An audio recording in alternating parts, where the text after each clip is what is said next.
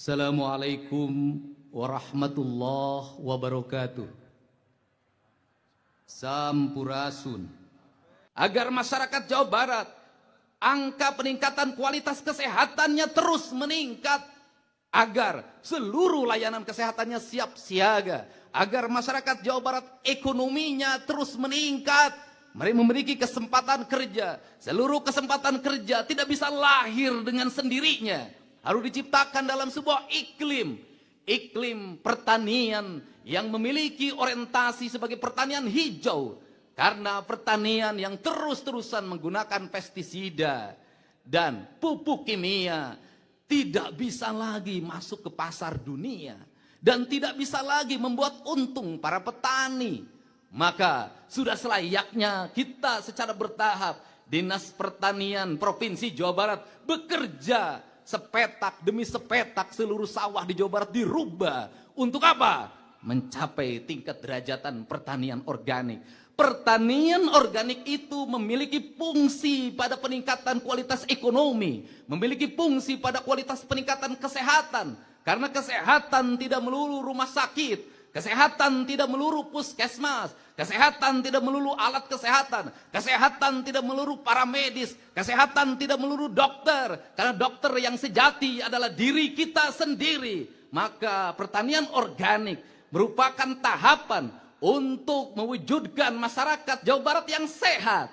Yaitu masyarakat Jawa Barat setiap hari mengkonsumsi air yang berkualitas. Masyarakat Jawa Barat setiap hari mengkonsumsi buah-buahan yang berkualitas.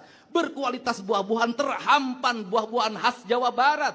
Ada pisang, ada rambutan, ada manggis, ada duren. Banyak lagi buah-buahan khas kita. Dan itu kalau kita bersama mendorongnya peningkatan kualitasnya, maka dalam setiap waktu kita akan menikmati makanan yang bermutu, yang dilahirkan dari apa? Dari tanah air di mana kita pijak.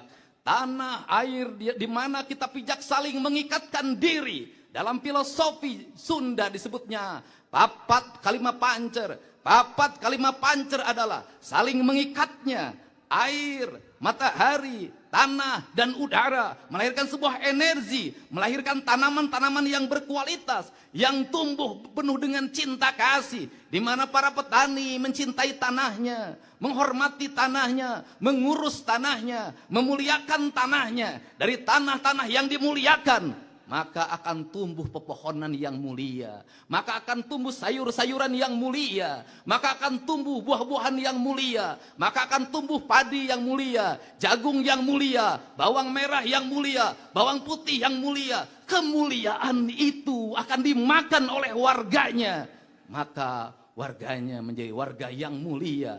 Mulia darahnya, mulia denyut jantungnya, mulia tatapan matanya, mulia pendengarannya, mulia pengucapannya, mulia pengucapannya. Maka mengikatkan diri dengan sang saka merah putih. Maka merah dan putih bukan sesuatu yang terpisah, tapi merah dan putih adalah satu kesatuan. Maka manusia Indonesia yang sejati, yang mencintai tanah air, yang menghormati merah putih adalah dia yang setiap waktu menjaga tanahnya, menjaga airnya, mengorbankan keringat dan darahnya demi tanah dan airnya. Maka dalam kekinian adalah menjaga kesuburan tanahnya, menjaga kesuburan airnya. Maka kalau kita ingin menjadi nasionalisme sejati, negeri kita sebenarnya tak perlu pestisida.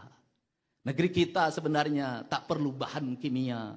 Kalau kita mengikatkan diri dengan seluruh alam raya ini secara sempurna, dan Tuhan hadir dalam setiap jengkal tanah, melahirkan kesuburan, melahirkan masyarakat Jawa Barat yang subur makmur, gemah ripah, repeh rapi.